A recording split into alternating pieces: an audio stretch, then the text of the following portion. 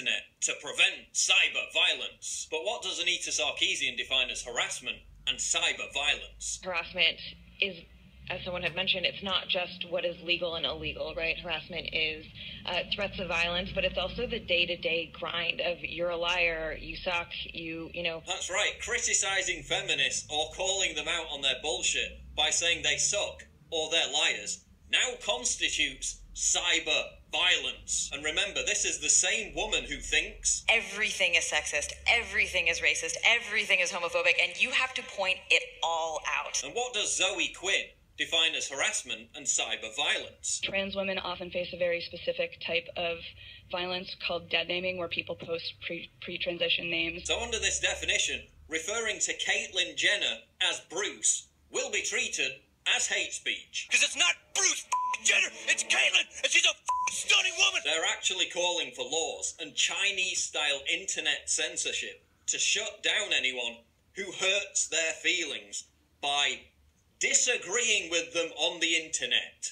They got me tweets and it hurt their feelings, and so they had to go to the UN and they had to whine about it. I'm triggered. The UN wants governments to use their, quote, licensing prerogative to ensure that telecoms and search engines are only, quote, allowed to connect with the public if they, quote, supervise content and its dissemination. So if an ISP or search engine doesn't comply with UN-mandated censorship of anti-feminist content, they'll be cut off from being accessible by the public altogether. The likes of Twitter and Facebook will be forced to, quote, proactively police every profile and post, reports the Washington Post. And if you think that's unimaginable, then just look at Canada, where a man faces 6 months in prison for the crime of disagreeing with feminists on Twitter. 54-year-old Greg Elliott was also banned from using the internet for the duration of the trial. And all this will be overseen by an agency which just appointed